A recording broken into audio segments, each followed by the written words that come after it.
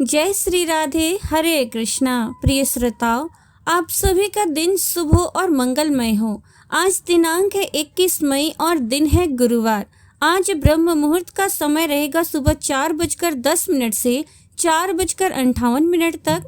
आज सूर्योदय होगा सुबह 5:47 पर और सूर्यास्त होगा शाम 6:59 पर। आज ज्येष्ठ अधिक मास के शुक्ल पक्ष की पंचमी तिथि सुबह 8:26 तक रहेगी और इसके बाद में षष्ठी तिथि प्रारंभ हो जाएगी। आज राहु काल का समय रहेगा दोपहर 1:30 से 3 बजे तक। आज के इस वीडियो में आप श्रवण करेंगे पुरुषोत्तम मास महात्म्य की कथा, श्रीमद् भागवत महापुराण की कथा और इसके साथ ही आप श्रवण करेंगे अपनी भक्ति को पुष्ट और हृदय को निर्मल करने के लिए महात्मा जड़ भरत जी की कथा। कल स्वास्थ्य खराब होने के कारण मैं पुरुषोत्तम मास महात्म्य के अध्याय 4 के वीडियो नहीं डाल पाई थी, इसलिए आज के इस वीडियो में ही आप अध्याय 4 और 5 की कथा का भी श्रवण करेंगे। अब सुनिए पुरुषोत्तम मास महात्म्य का चौथा अध्याय। भगवान नारायण नारद मुनि से बोले, हे नारद, अब मैं तुम्हें वो करुण कथा सुनाता हूँ जो अधिक मास ने स्वयं भगवान पुरुषोत्तम के सामने कही थी। ये कथा लोक कल्याण करने वाली है, इसलिए ध्यान पूर्वक सुनो। अधिक मास अत्यंत दुखी होकर भगवान के चरणों में गिर पड़ा और करुण स्वर में बोला, हे प्रभु, हे कृपा के सागर, मुझसे बलवान अन्य महीनों ने मुझे मलमास कहकर तुच्छ ठहरा दिया है। उन्होंने मुझे अपने बीच से निकाल दिया है। नाथ, मैं अनाथ और स्वामीहीन हो गया हूँ। आप तो दीनों के रक्षक हैं, फिर मेरी रक्षा क्यों नहीं करते? वो आगे बोला, हे नाथ, जैसे आपने संकट में पड़े भक्तों की रक्षा की, वैसे ही मेरी भी रक्षा कीजिए। आपने देवकी की रक्षा की, द्रौपदी की लाज बचाई, कालिए नाग के विष से ग्वालों और गायों को बचाया, जंगल की अग्नि से व्रजवासियों को सुरक्षित किया, जरासंध के बंधन से राजाओं को छुड़ाया और गजराज को ग्राह के मुख से बचाया। तो क्या मैं आपकी शरण में आकर भी अनाथ रह जाऊं? इतना कहकर अधिक मास रोने लगा। उसके नेत्रों से आंसू बहने लगे और वो भगवान के सामने खड़ा खड़ा अपनी व्यथा में डूब गया। भगवान विष्णु ये दृश्य देखकर अत्यंत दयालु हो उठे और उन्होंने स्नेह पूर्वक कहा, हे वत्स, तुम इतने दुखी क्यों हो? तुम्हारे मन में कौन सा कष्ट है? मेरी शरण में आने वाला कभी शोक में नहीं रहता। ये वैकुंठ ऐसा स्थान है जहाँ ना दुख है, ना बुढ़ापा और ना ही मृत्यु का भय है। यहाँ केवल आनंद ही आनंद है। फिर तुम यहाँ आकर भी दुखी क्यों हो? भगवान के ये वचन सुनकर अधिक मास ने कुछ धैर्य धारण किया और गहरी सांस लेते हुए बोला, हे प्रभु, आप सर्वज्ञ हैं, आपसे कुछ भी छिपा नहीं है। फिर भी मैं अपनी व्यथा कहता हूँ। संसार के सभी काल, क्षण, मुहूर्त, दिन, रात, पक्ष और अन्य मास सबके अपने अपने स्वामी हैं, इसलिए वे सम्मानित हैं। परंतु मेरा ना तो कोई नाम है और ना ही कोई स्वामी है और ना तो कोई स्थान ही है। इसी कारण सभी मुझे तुच्छ समझते हैं और सभी शुभ कार्यों में मुझे वर्जित कर देते हैं। वो और भी दुखी होकर बोला, लोग मुझे मलमास कहकर मेरा अपमान करते हैं, कहते हैं कि मैं अशुभ हूँ, त्याज्य हूँ और सभी कार्यों में बाधा डालने वाला हूँ। इस अपमान से मेरा हृदय टूट गया है। अब मुझे जीने की इच्छा नहीं है। ऐसे निंदित जीवन से तो मृत्यु ही श्रेष्ठ है। अधिक मास की ये करुण पुकार सुनकर वो बार बार कहने लगा, मैं जीना नहीं चाहता, मैं मर जाऊंगा। ऐसा कहते कहते वो अचानक भगवान के चरणों में गिर पड़ा। ये देखकर वहां उपस्थित सभी देवता और पार्षद आश्चर्यचकित रह गए। भगवान श्री हरि का हृदय करुणा से भर गया। वे मेघ के समान गंभीर और चंद्रमा की किरणों के समान शीतल वाणी में उसे शांत करते हुए बोले, हे प्रिय, धैर्य रखो, मैं तुम्हारे दुख का निवारण अवश्य करूँगा। सूत जी कहते हैं, हे ब्राह्मणों, भगवान के ये वचन पाप रूपी समुद्र को सुखा देने वाली अग्नि के समान थे।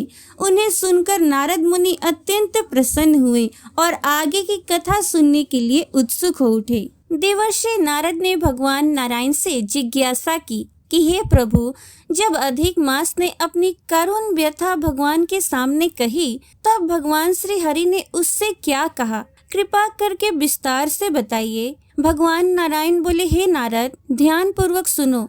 जब अधिक मास अत्यंत दुखी होकर भगवान के चरणों में गिर पड़ा और मूर्छित हो गया, तब भगवान के संकेत से गरुड़ उसे अपने पंखों से हवा करने लगे। कुछ ही क्षणों में अधिक मास को चेतना आई और वो पुनः विलाप करते हुए बोला, हे प्रभु, मेरी रक्षा कीजिए, मैं आपकी शरण में आया हूँ, आप मेरी उपेक्षा क्यों कर रहे हैं। उसकी करुण पुकार सुनकर भगवान विष्णु दयालु हो उठे।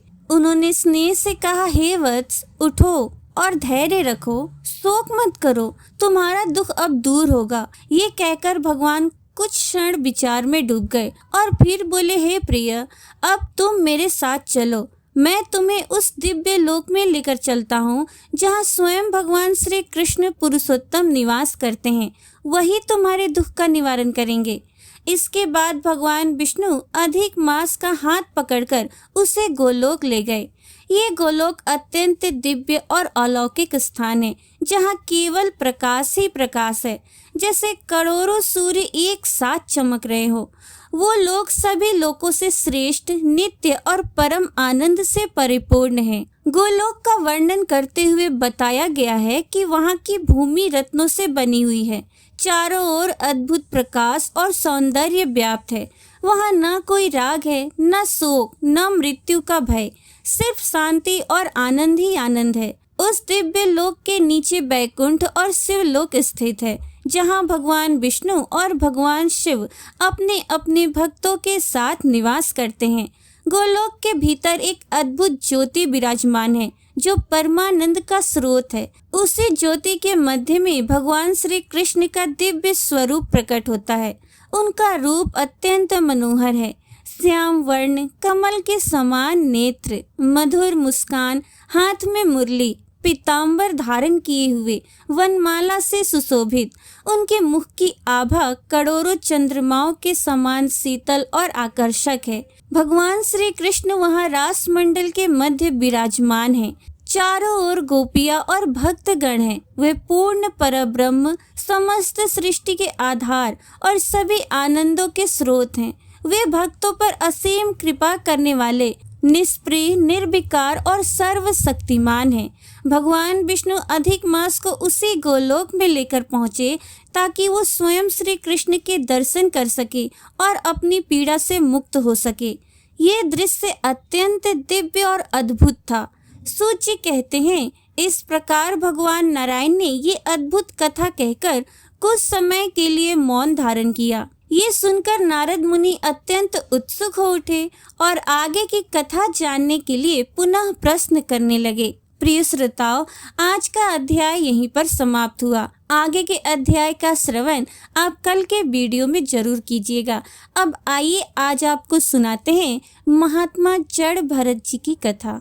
प्राचीन काल में भरत नाम के एक महान प्रतापी एवं भगवत भक्त राजा थे, जिनके नाम से ये देश भारतवर्ष कहलाता है। अंत समय में उनकी एक मृग शावक में आसक्ति हो जाने के कारण उन्हें मृत्यु के बाद मृग का शरीर मिला और मृग शरीर का त्याग करने पर वे उत्तम ब्राह्मण कुल में जड़ भरत के रूप में अवतीर्ण हुए। जड़ भरत के पिता आंगिरस गोत्र के वेद पाठी ब्राह्मण थे और बड़े सदाचारी एवं आत्मज्ञानी थे। वे सम, दम, संतोष, क्षमा, नम्रता आदि गुणों से विभूषित थे और तप, दान तथा धर्माचरण में हमेशा ही तत्पर रहते थे। भगवान के अनुग्रह से जड़ भरत को अपने पूर्व जन्म की स्मृति बनी हुई थी, अतः वे फिर से कहीं मोह जाल में ना पड़ जाए, इस भाव से बचपन से ही निसंग होकर रहने लगे। उन्होंने अपना स्वरूप जानबूझकर उन्मत्त, जड़, अंधे और बहरे के समान बना लिया और इसी छद्म वेश में वे निर्द्वंद होकर विचरने लगे। उपनयन के योग्य होने पर पिता ने उनका यज्ञोपवीत संस्कार करवाया और वे उन्हें शौचाचार की शिक्षा देने लगे, परंतु वो आत्मनिष्ठ बालक जानबूझकर पिता की शिक्षा के विपरीत ही आचरण करता। ब्राह्मण ने उन्हें वेदाध्ययन कराने के विचार से पहले 4 महीनों तक व्याहृति, प्रणव और सिर के सहित त्रिपदा गायत्री का अभ्यास कराया, परंतु इतने दीर्घ काल में वे उन्हें स्वर आदि के सहित गायत्री मंत्र का उच्चारण भी ठीक तरह से नहीं करा सके। कुछ समय के बाद जड़ भरत के पिता अपने पुत्र को विद्वान देखने की आशा को मन में ही लेकर इस असार संसार से चल बसे और इनकी माता इन्हें तथा इनकी बहन को इनकी सौतेली माँ को सौंपकर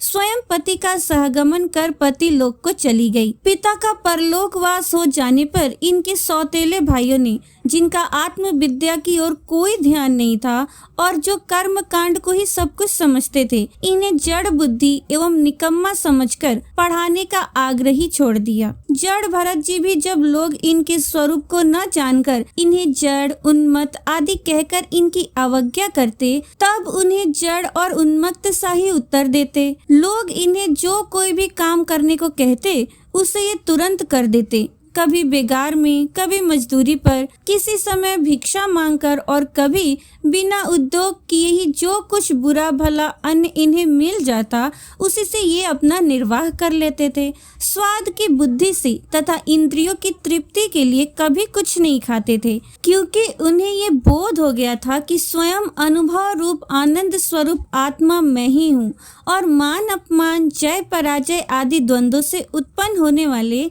सुख दुख से वे सर्वथा अतीत थे। वे सर्दी, गर्मी, वायु तथा बरसात में भी वृषभ के समान सदा नग्न रहते। इससे उनका शरीर पुष्ट और दृढ़ हो गया था। वे भूमि पर शयन करते, शरीर में कभी तेल आदि नहीं लगाते थे और स्नान भी नहीं करते थे, जिससे उनके शरीर पर धूल जम गई थी और उनके उस मलिन वेश के अंदर उनका ब्रह्म तेज उसी प्रकार छिप गया था जैसे हीरे पर मिट्टी जम जाने से उसका तेज प्रकट नहीं होता। वे कमर में एक मैला सा वस्त्र लपेटे रहते और शरीर पर एक मैला सा जनेऊ डाले रहते, जिससे लोग इन्हें जाति मात्र का ब्राह्मण अथवा अधम ब्राह्मण समझकर इनका तिरस्कार करते, परंतु ये इसकी तनिक भी परवाह नहीं करते। इनके भाइयों ने जब देखा कि ये दूसरों के यहाँ मजदूरी करके पेट पालते हैं, तब उन्होंने लोग लज्जा से इन्हें धान के खेत में क्यारी इकसार करने के कार्य में नियुक्त कर दिया, किंतु कहाँ मिट्टी अधिक डालनी चाहिए और कहाँ पर कम डालनी चाहिए इसका इन्हें बिल्कुल ध्यान नहीं रहता और भाइयों के दिए हुए चावल के दानों को, खल को, भूसी को, भुने हुए उड़द और बर्तन में लगी हुई अन्न की खुरचन आदि को बड़े प्रेम से खा लेते। एक दिन किसी लुटेरों के सरदार ने संतान की कामना से देवी भद्रकाली को नर बलि देने का संकल्प किया। उसने इस काम के लिए किसी मनुष्य को पकड़वा कर मंगवाया, लेकिन वो मरने के भय से इनके चंगुल से छुटकर भाग निकला। उसे ढूंढने के लिए उसके साथियों ने बहुत दौड़ धूप की, परंतु अंधेरी रात में उसका कहीं पर भी पता न चला।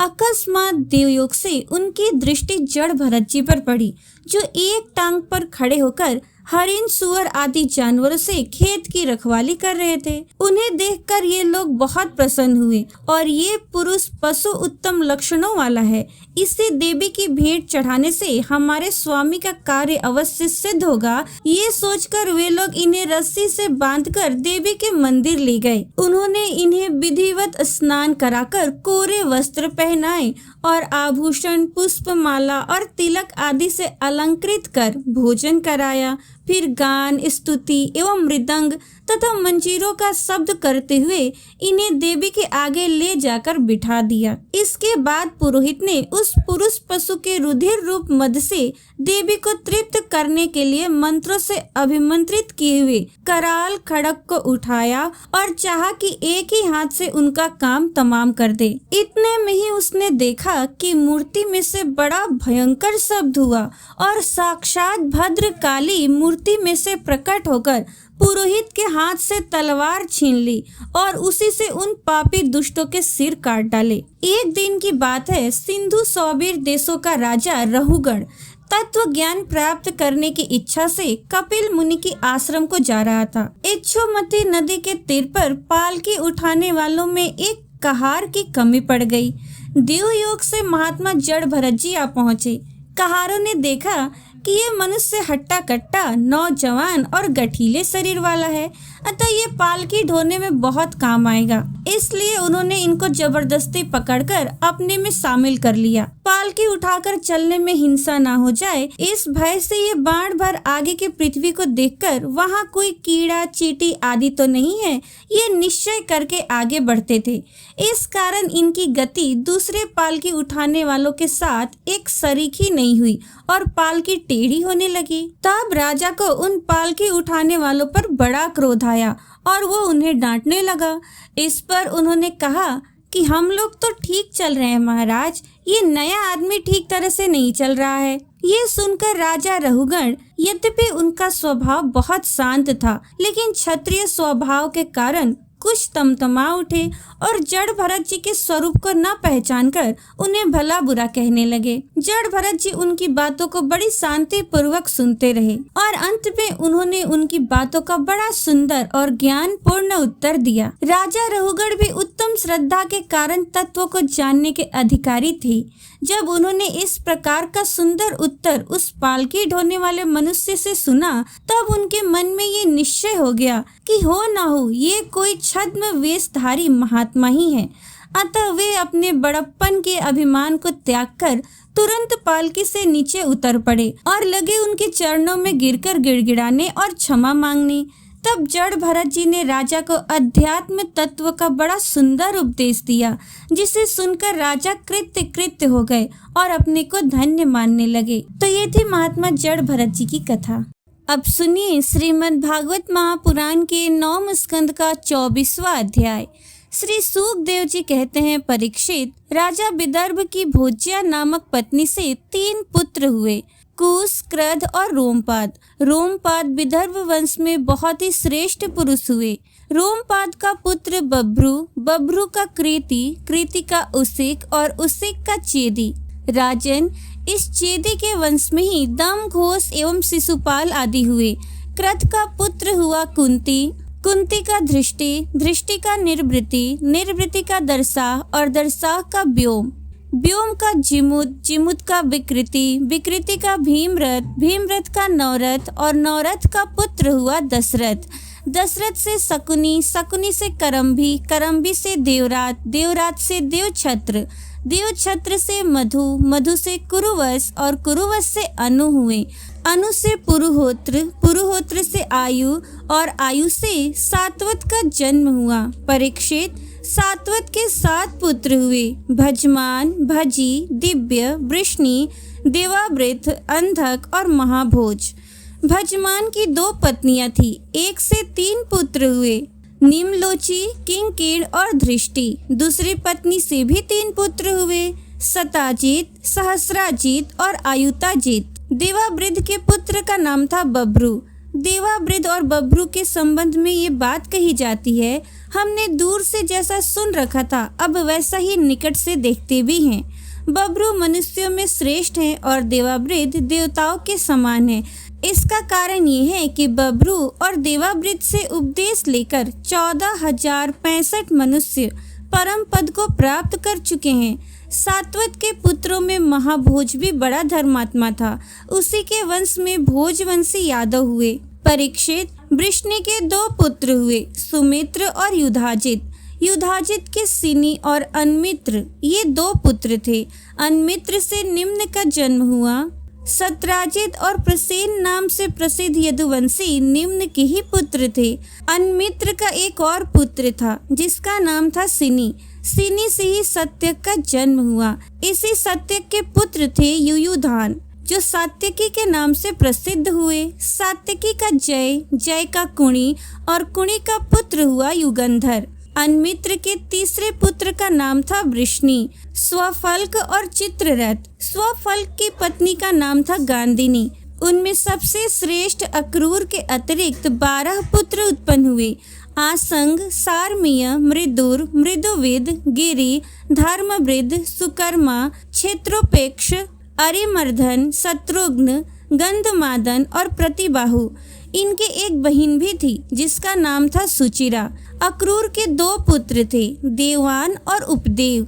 स्वफल के भाई चित्ररथ के पृथु, विदुरथ आदि बहुत से पुत्र हुए जो वृष्णि वंशियों में श्रेष्ठ माने जाते हैं। सात्वत के पुत्र अंधक के 4 पुत्र हुए, कुकुर, भजमान, सुचि और कंबल बरही।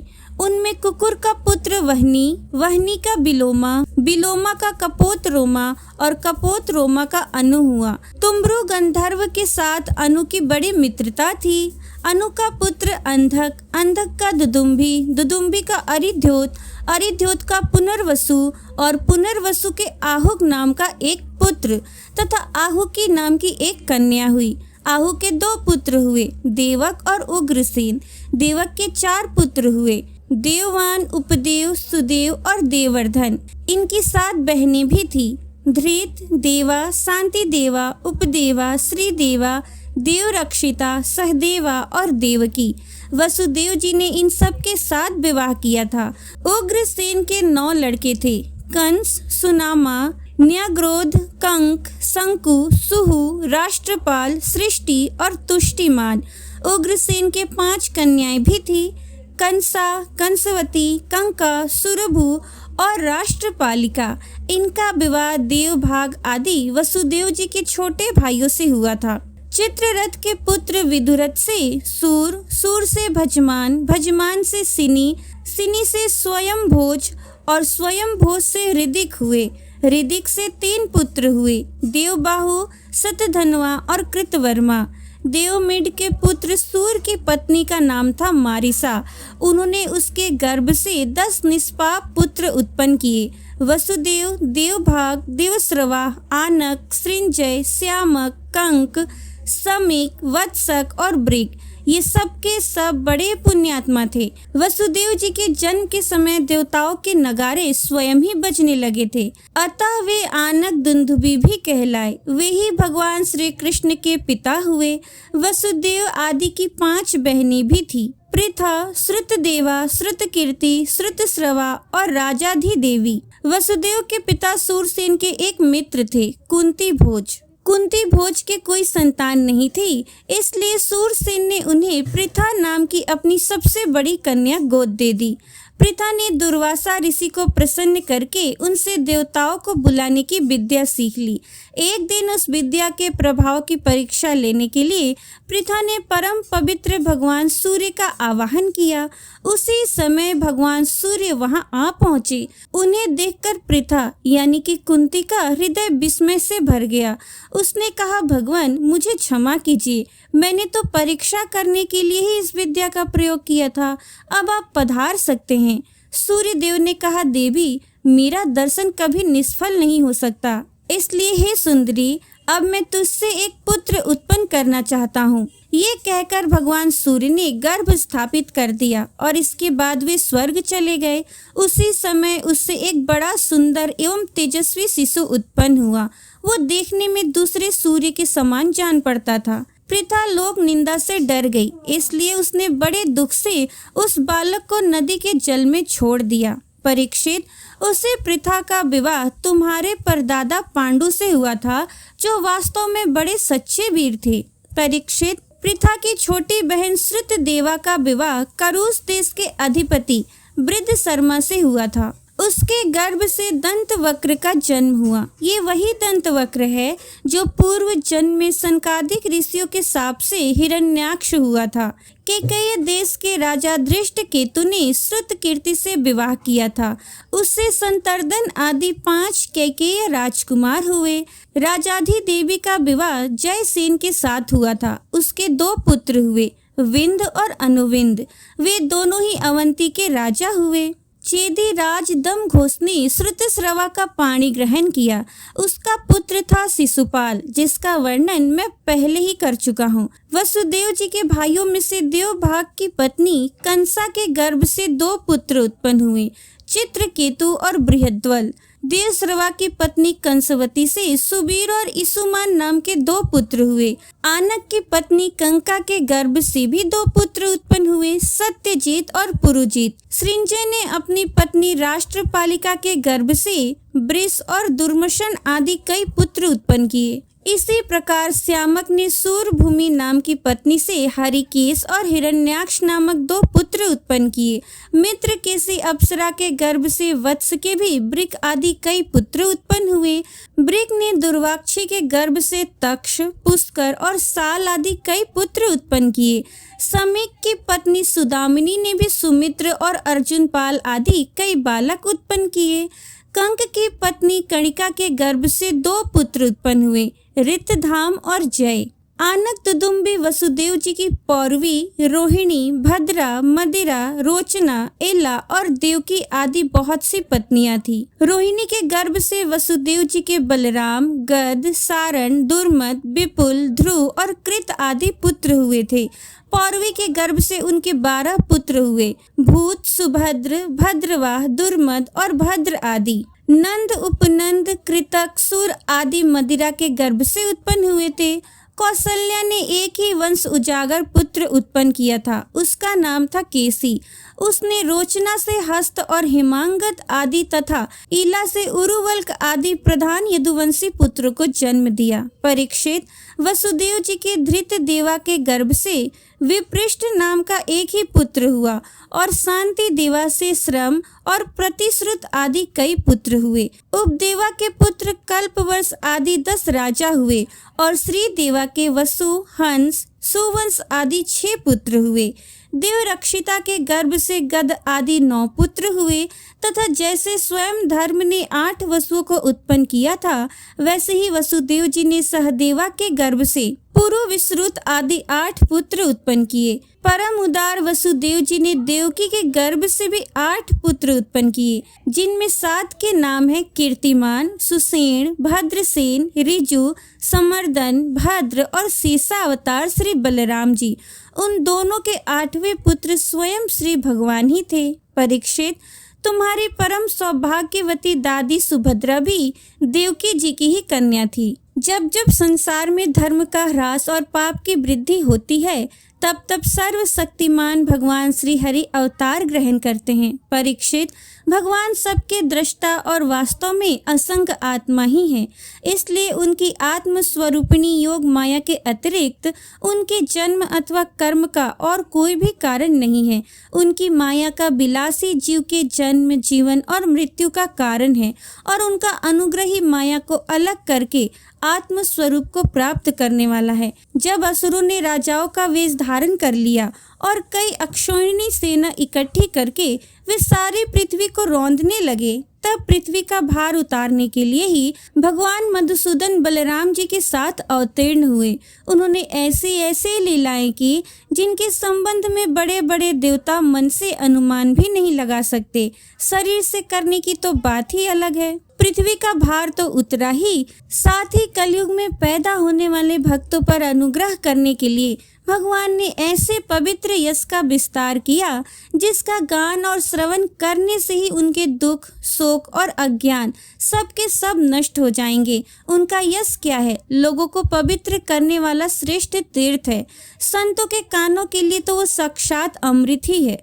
एक बार भी यदि कान की अंजलियों से उसका आचमन कर लिया जाता है तो कर्म की वासनाएं निर्मूल हो जाती हैं। परीक्षित, भोज, वृष्णि, अंधक, मधु, सूरसेन, दरसा, कुरु, सृंजय और पांडुवंशी वीर निरंतर भगवान की लीलाओं की आदर पूर्वक सराहना करते रहते थे। उनका श्यामल शरीर सर्वांग सुंदर था। उन्होंने उस मनोरम विग्रह से तथा अपनी प्रेम भरी मुस्कान, मधुर चितवन, प्रसाद पूर्ण वचन और पराक्रम पूर्ण लीला के द्वारा सारे मनुष्य लोक को आनंद में सराबोर कर दिया था। भगवान के मुख कमल की शोभा तो निराली ही थी। मकराकृति कुंडलों से उनके कान बड़े कमनीय मालूम पड़ते थे। उनकी आभा से कपोलों का सौंदर्य और भी खिल उठता था। जब वे विलास के साथ हंसते थे तो उनके मुख पर निरंतर रहने वाले आनंद में मानो बाढ़ सी आ जाती। सभी नर नारी अपने नेत्रों के प्यालों से उनके मुख की माधुरी का निरंतर पान करते रहते, परंतु तृप्त नहीं होते। वे उसका रस ले लेकर आनंदित तो होते ही, परंतु पल के गिरने से उनके गिराने वाले निमि पर खींचते भी। लीला पुरुषोत्तम भगवान अवतीर्ण हुए मथुरा में वसुदेव जी के घर, परंतु वहां रहे नहीं। वहां से गोकुल में नंद बाबा के घर चले गए। वहां अपना प्रयोजन, जो ग्वाल, गोपी और गौओं को सुखी करना था, पूरा करके मथुरा वापस लौट आए। व्रज में, मथुरा में तथा द्वारका में रहकर अनेकों शत्रुओं का संहार किया। बहुत सी स्त्रियों से विवाह करके हजारों पुत्र उत्पन्न किए। साथ ही लोगों में अपने स्वरूप का साक्षात्कार कराने वाली अपनी वाणी स्वरूप श्रुतियों की मर्यादा स्थापित करने के लिए अनेक यज्ञों के द्वारा स्वयं अपना ही यजन किया। कौरव और पांडवों के बीच उत्पन्न हुए आपस के कलह से उन्होंने पृथ्वी का बहुत सा भार हल्का कर दिया तथा युद्ध में अपनी दृष्टि से ही राजाओं की बहुत सी अक्षिणियों को ध्वंस करके संसार में अर्जुन की जीत का डंका पिटवा दिया। फिर उद्धव को आत्म तत्व का उपदेश किया और इसके बाद वे अपने परम धाम को सिधार गए। प्रिय श्रोताओ, श्रीमद् भागवत महापुराण के 9वें स्कंद का 24वां अध्याय समाप्त हुआ। श्रीमद् भागवत महापुराण के 9वें स्कंद में कुल 24 अध्याय ही हैं, तो कल से अब हम 10वां स्कंद प्रारंभ करेंगे।